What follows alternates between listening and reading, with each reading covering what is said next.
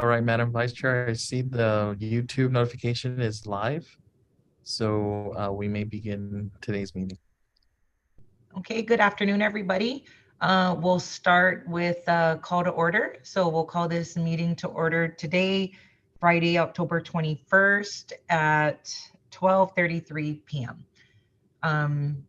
Jesse, if I could ask you to do a roll call. Of course. Chairperson Shannon Murphy. She's muted, but I'll state for the record that she's present. We have Vice Chairwoman Marilyn Borja. And then we have Commissioner Christopher Cruz. Present. Commissioner Meg Tykenko. Present.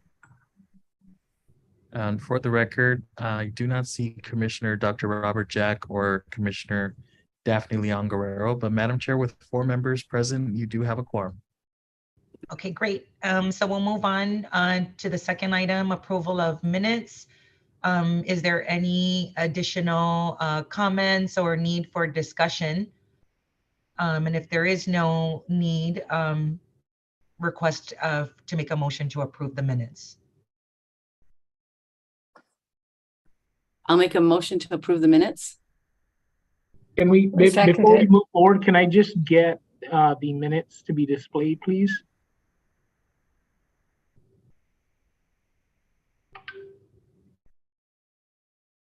Thank you.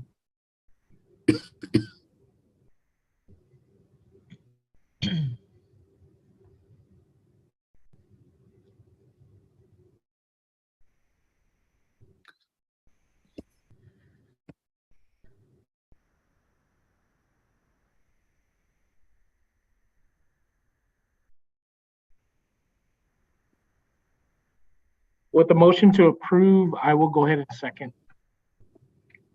Thank you. So it has been moved and seconded that the minutes of the September 23rd, 2022 meeting is approved. All those in favor, please say aye. Aye. Aye. Okay. Thank you, everybody. So now we can move on to our executive director's report. Thank you, Madam Chair. I have a few items to update the commissioners with. So first, to our website e-learning portal.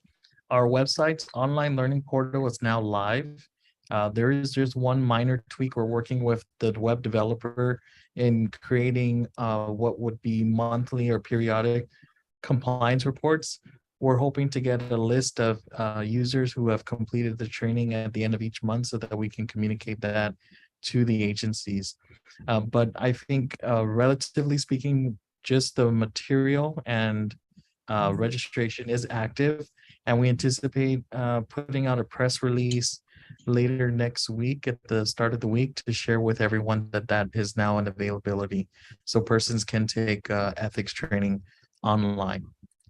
The second one is on ethics training compliance report. At the time I wrote this report, we were reporting that letters were sent to all department and agency heads reminding them of the looming deadline to submit their agency's training compliance report.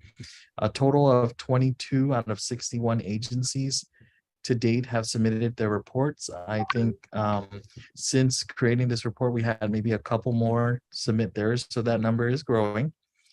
This year's deadline is set for October 31st, and our office will follow up with the agencies that are still pending to ensure compliance. Moving on to my third item, which is a ethics training summary for fiscal year 2022. So from the period of October 2021 to September 2022, we've conducted 45 workshops, an increase from the previous year where we conducted just 2. The total number of employees trained in 2021 was 92 employees. In 2022, that number grew to 2,613 employees. And then when comparing the percent of government officials trained versus the total employee count, that represents 25% of the government of Guam workforce was trained in ethics during fiscal year 2022. So this is a great milestone of accomplishment for the commission, and we are on track now to see full compliance with the Public Law 3625 based on the progress we've made so far. Moving on to fiscal year 2023 budget, our office provided the allotment schedule to the Department of Administration prior to the deadline. A review of AS 400 confirms that the general fund appropriation to the commission for fiscal 2023 has been loaded completely. Funds will be used mostly to cover payroll and the cost of the office lease. I do want to note that there is some coding issues for all fund accounts that were created in fiscal year 2022 and prior. This translates to our inability to modify accounts, meaning there are funds that have been payroll and the cost of the office lease. I do want to note that there is some coding. Sorry. Thank you. If I can ask the team to allow me to be an administrator co-host. Thank you.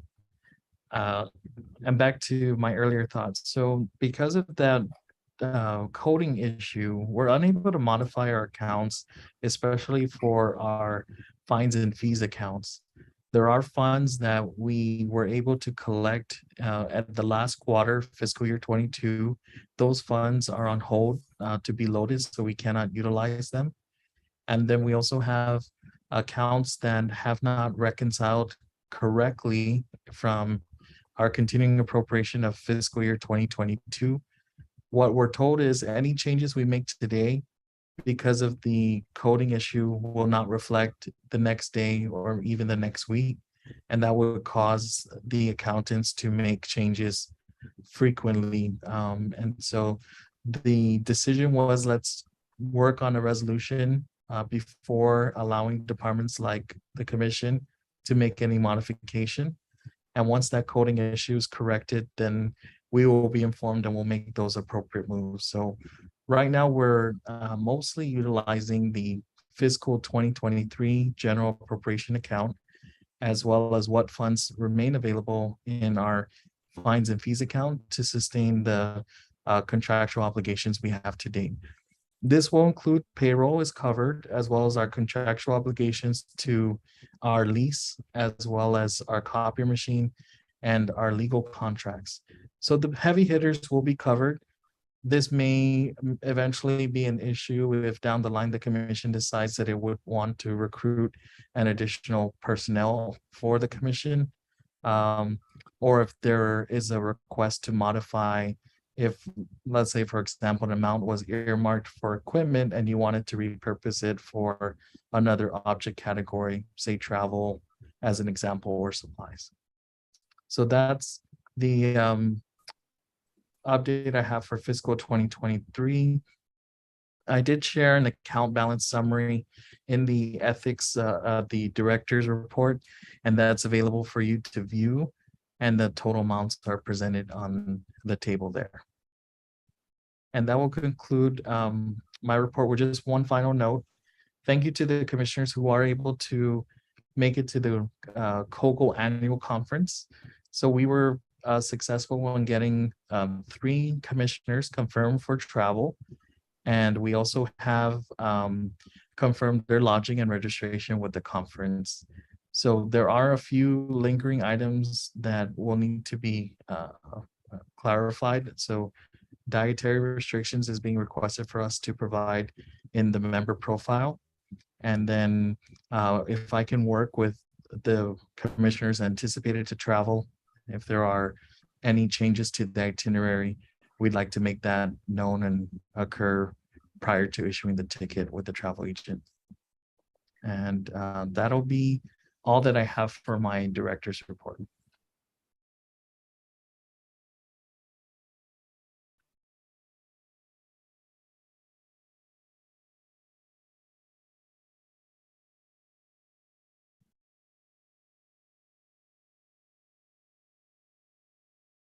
Sorry, Madam Chair, you're on mute. Sorry, I was muted. So sorry. Thank you, Jesse. Is there any questions, comments, or concerns before we move on from any of the commissioners? Yes, thank you, Madam Vice Chair. This is Chris. I just wanted to go ahead and, for the record, recommend that our director also consider traveling and attending the COGO conference as well. So just wanted to put that out there. Thank you. That's all I have.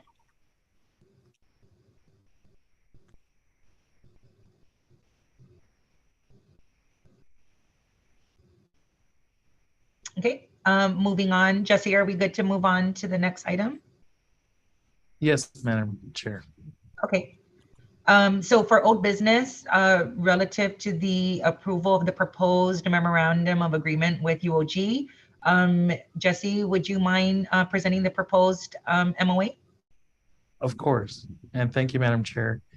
So at the Commission September 23 meeting, it reviewed a proposal which would extend another year of an agreement between the Guam Ethics Commission and the University of Guam School of Business and Public Administration, namely the Good Governance and Leadership in Ethics Network. What we presented to UOG was a continuation of the prior year agreement. We were requesting for 30 workshops to be conducted, and this would occur bi-weekly, as well as a annual conference, which will be 2 days, and the instructors will provide ethics training for government personnel who could then train the trainer. What we're seeing is the total cost of the agreement was equal to that of the prior year, which is $22,000. UOG was in receipt of this proposal on September 23rd, same day of the commission's approval. And we heard back a week later that the legal counsel had some edits to the agreement. So if I may just share screen here, I'm going to ask for your indulgence while I just hold this.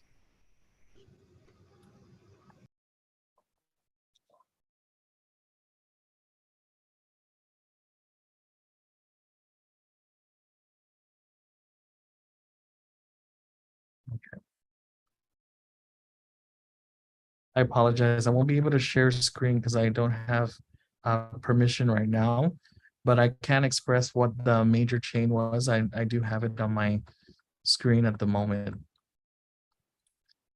And UOG proposed adding a new section which states the Guam Ethics Commission and UOG SBPA agree that the University of Guam employees that are required to take the ethics training pursuant to Public Law 3625 may attend any training provided by UOG arising from this agreement free of charge on a space available basis, and that the Guam Ethics Commission shall credit such University of Guam employees for their attendance and completion of the training.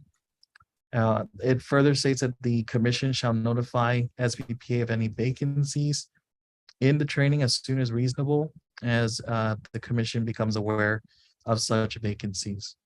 So we were considering this request. The challenge that I uncovered through reading the verbatim proposal of legal counsel was that the commissioner's ethics training registration did not necessarily identify if there was a vacancy.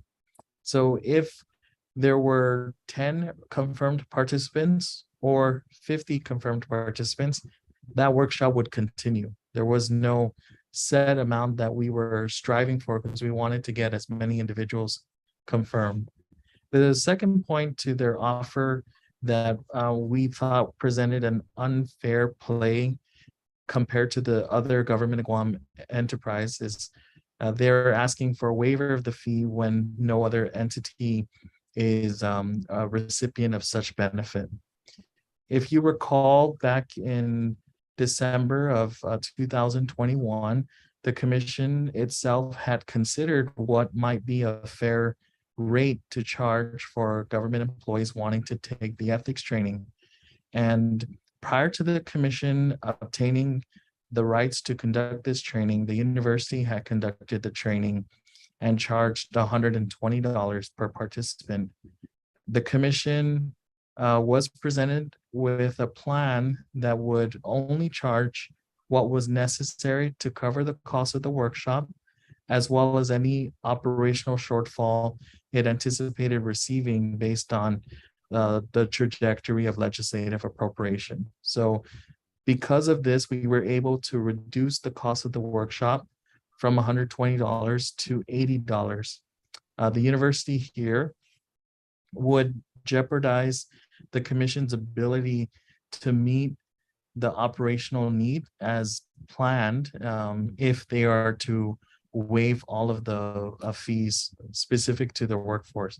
I did review their latest report, suggested that the university itself, including part-time employees, had over 900 government officials. And so that is not an insignificant amount when calculating the total number of government employees and what is expected to be provided to us.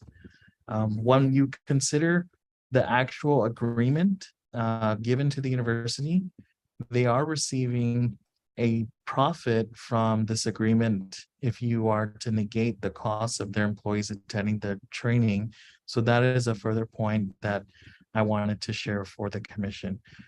Noting that these trainings are a 4-year period. And so individuals that receive the training obtain that 4-year certificate. We are not expecting that cost could be received again until 4 years have passed.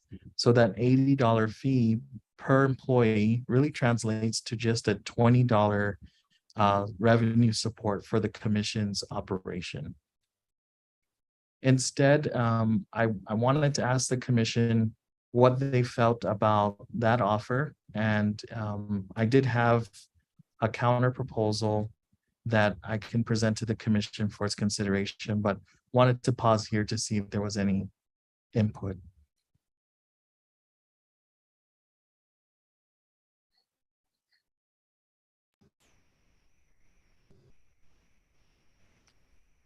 I'd like to hear what you have in mind, Jesse, if that's okay. I'm Of not sure if course. anyone else has any questions at this point. All right, I can proceed then. So the first counter offer that was drafted by this office with the points I expressed earlier in mind was we would not accept that the university employee would receive a waiver of their fee.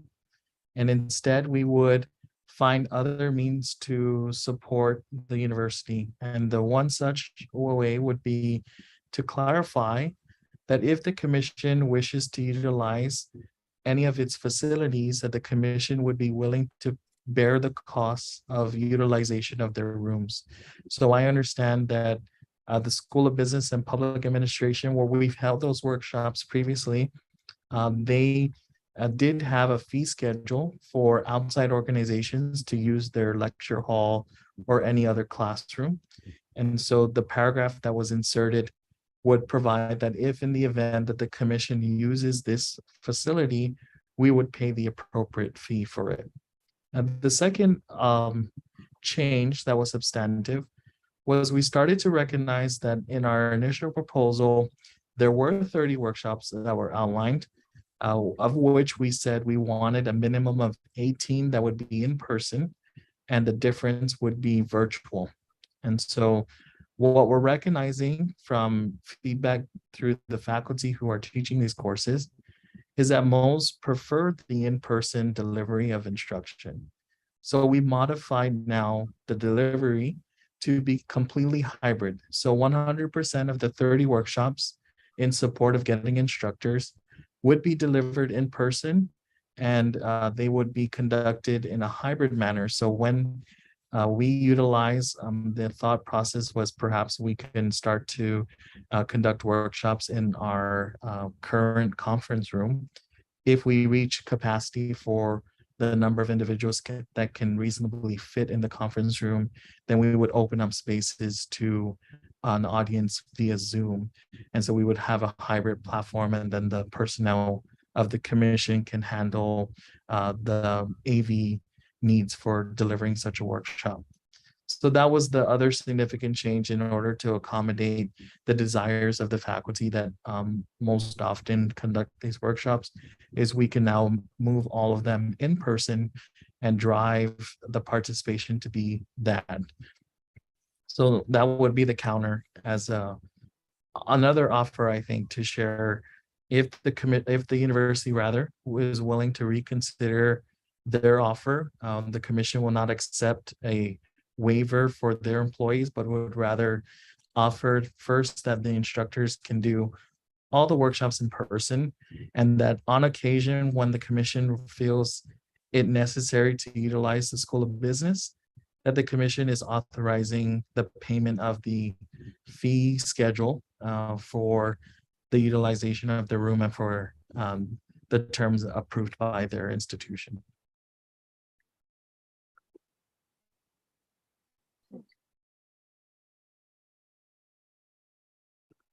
I'm sorry, Jess. You're saying we can use our office or University of Guam, and our office is first. Yes. And if something's Yes. happening, then we would use UOG as overflow. Yes, and Okay. we would compensate the university. I think they had raised a point in my outside conversations with their officials that we were utilizing their rooms at no cost as part of this agreement. And so they felt that they deserved to be paid for utilizing their facilities. So this was a counter to that, and so our offer to say, okay, in the event that we do utilize your lecture hall or your classrooms, then the commission is willing to pay for the fee. Okay. And the fees are reasonable compared to other venues. Sure. We analyzed that fee, came out to $270 for a 4-hour use of their lecture hall. If we changed to perhaps a smaller venue, that will reduce quite a bit to maybe 200. And so there's a span. There is really, I think it's because of that I didn't indicate a flat amount, say $5,000 or $10,000 for utilizing their classrooms, because it's hard to determine today when and how often that might occur, or at what level we would use, whether it's lecture hall that has a capacity of 100 participants or a classroom that maybe can house 50. Okay, thanks.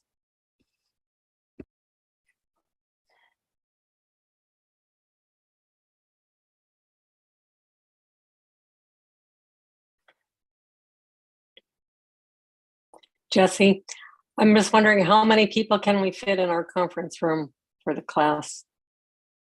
Great question. We assess that we can reasonably fit between 25 to 30 participants. If we're doing chairs only, that number can grow, but we'd like to keep the class size to around 30 for in-person at the conference room. And then anything more than that, then we would dive into the alternatives, which is conducting it virtually first, or we might ask to schedule a room at the university for everyone. Okay.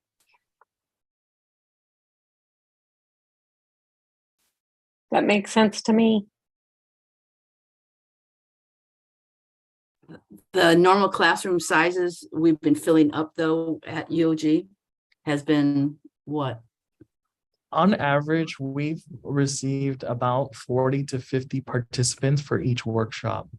Okay. And then most of that is driven by particular agency demands. Sometimes we'll have a particular agency that is interested in just sending their employees, and they'll send them in large groups. And so one workshop might be all for, as an example, Guam Power Authority. The next workshop will have a mix of public health, GMH, GPD, and we try to just gather as much in order to meet the minimum required in order for the workshop to reach break even, and then we proceed with that workshop. So you could I- limit the class size to 30 if you wanted to? I mean, would that still work for It us? would work. And we've heard from the instructors through their feedback that they almost quite often prefer that smaller class size because it encourages discussion. And we're not opposed to that, actually. This would be a win-win in as far as the commission and the instructors directly. But if there are more participants, because we are trying to reach a particular goal of Mhm. 25% each year for the next 4 years, we will try to encourage that online delivery, and we find that either or our participants are rather engaged. Could you have a class in our conference room with, say, 25 people, and then some other people could also take the class by Zoom at the same time? Or Yes, is that yes. something you consider? Yeah. Yes, and what we've noticed is the commission has invested in the conference room AV equipment. So we have microphones and AV cameras. So this does two things for us. It makes us utilize that equipment more Mhm. often, so it's a worthy investment. And then the second one is it encourages the staff more opportunities to use the equipment, so we understand its full capability and really use it to the way that we can, up to the limit that we can. Because otherwise, I mean, the commission meets perhaps weekly, and outside of commission meetings, it's hardly used. So I think since we are renting out this space and paying for the lease, this is an effective way for us to show the value for it. It ultimately, if we find that there are a large number of persons wanting to do this in person, we can at least use that as an opportunity to study just how big the classroom size gets. And we might be able to explore sometime later in the future if a training room would be necessary and at what size. But at least this will be a great year for us to study that.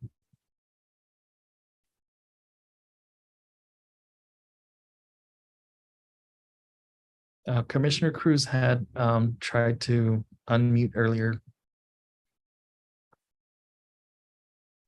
Oh yeah, no, I was just gonna say that, I mean, I imagine this to be, all in line prior to us getting the e-learning portal, right? Like fully functional, for example, and the ethics and government workshops handled, using that medium. Yes, I really appreciate that you raised that. And so in the past, we really just had this as an opportunity, the only opportunity really for a participant to get ethics training.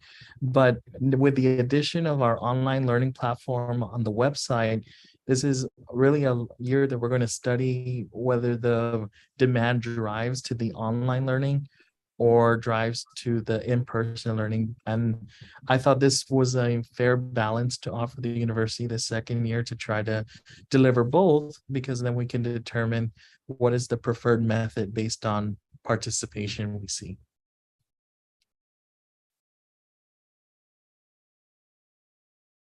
But if we do limit the class sizes, I don't think that there's too much retracted from availability or access now that we have this new learning platform available on our website.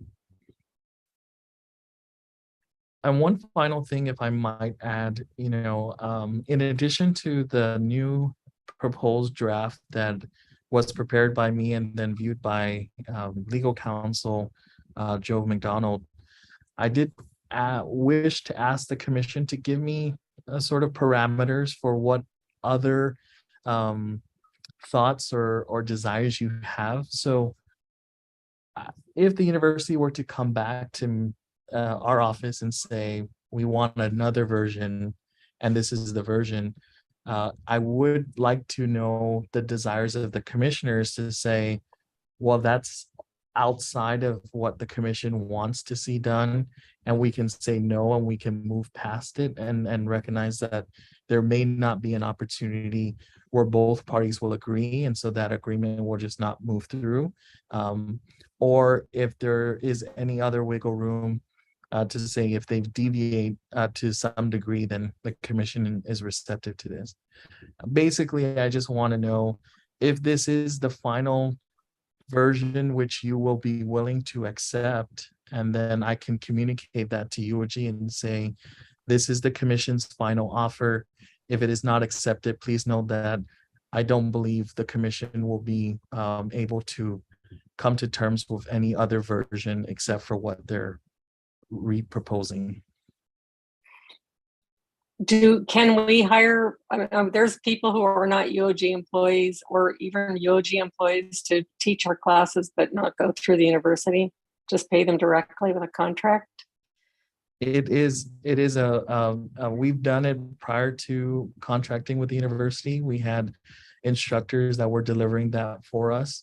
The reason why the university was approached was we loved the idea of a partnership between two government entities. And personally, I thought that there was value for the university other than monetary that would show we're leveraging expertise, persons who have a myriad of experiences. But, definitely it wouldn't preclude the commission itself from just going on its own and contracting directly with instructors to deliver this.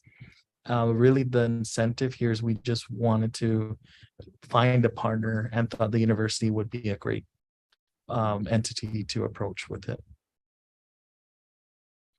But they can't offer ethics training on their own. It has to come through our organization. Is that correct? That's correct. So the law is stated in its current form provides that the commission is the sole authorized deliverer of the training. There can be other providers, but they must be approved by the commission.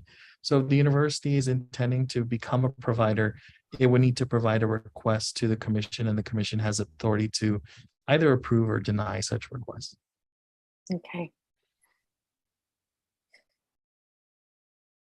And I do notice in the Zoom room, just for the record, that one of our instructors at the university, instructor Frank Ishizaki, is on the line. I just wanted to share if he did have questions from his perspective about how the prior year was or anything specific. I didn't ask him to be present, but in the event he did have questions, I'm not sure if he wanted to provide responses. If not, we can proceed.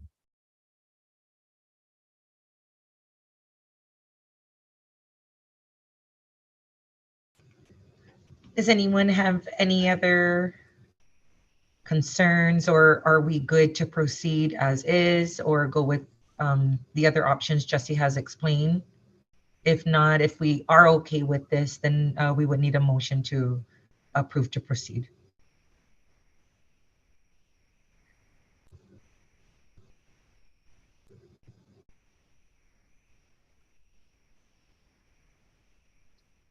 And to clarify for the commission, my request is that the commission approve the version 3 redrafted by the commission and legally reviewed by our legal counsel to approve that version for transmittal to the university, and to include that this is the commission's final offer or requests and parameters. And so if the university wishes to resend, that the commission would only approve the version as presented at today's meeting. Well, I'll make a motion to approve the proposed memorandum of agreement with UOG as it stands. I just want to clarify. So we're going to waive the fee for UOG employees. Is that No. what we're doing at the moment? No. Okay, because No. that's just the last thing that I saw on the version of the MOA that we saw, but it's fine. So again, we're not going to waive the fee. And was there any stipulation to the meeting? I'm sorry, the workshop place or location being UOG and us paying the fee there, or it being here in the office conference room and whatnot? Is there anything written on that, or is that something It we're is, just it gonna is have to tackle written, later? and I apologize, I'm not able to share screen, but if you do look on the commissioner's meeting packet provided on the Google Drive, there is a version with draft text sort of watermarked on it. That's the version 3 that was vetted by me and legal counsel. So Oh. that final version with the draft watermark would remove the university's request that the fee be waived. It would amend the delivery of the workshops to be hybrid, in person.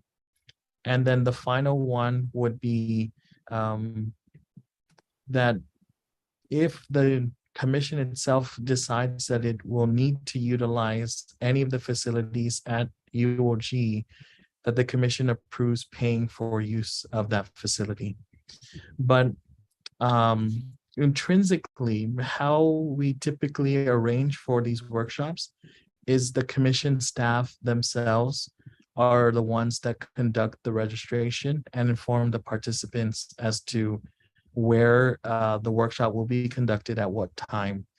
And so we will obviously try to push for the utilization of our conference room as it's underutilized. And if it spills over past the capacity of the room, then our goal is to move hybrid and have the overflow of participants up to the max capacity be taught via Zoom utilizing our AV equipment. Okay. In the event for any odd occasion that we might need to have one large room over 30, maybe 100 participants, then the commission is in essence approving that we may be able to utilize the university space and we will pay for that particular day's use of that space. I'm going to go ahead and second Shannon's motion to approve the draft to UOG and to make it our final offer. Thank you. All in favor? Aye. Aye. Okay, none opposed. Thank you, Jesse. Thank you, commissioners, for the review of that. And I'm sure we'll hear more or the outcome on our next meeting. Moving on to new business. We have no items under new business. And moving on to announcements. Does anyone have any announcements they'd like to share with the rest of the commission? Yep.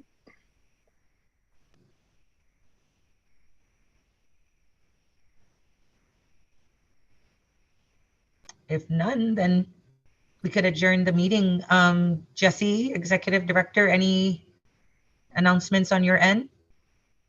No, I just have the communication I will have offline with the commissioners identified to travel. So I will be reaching out to each of you and trying to get those final details, but that's the last announcement for me. Okay, so we were able to get through our meeting in less than an hour and we can move to adjourn the meeting. Can we get a motion to adjourn? It So moved. is 1:12 p.m. So moved. Can I get Seconded. a second? Thank you. Okay, so we will adjourn this meeting at 1:12 p.m. Friday, October 21st. Okay. Thank you. Thank you. Okay, thank you, everybody. Have a See you, safe everybody. weekend. All right. Take care. You too. Bye-bye. Thank you. Bye.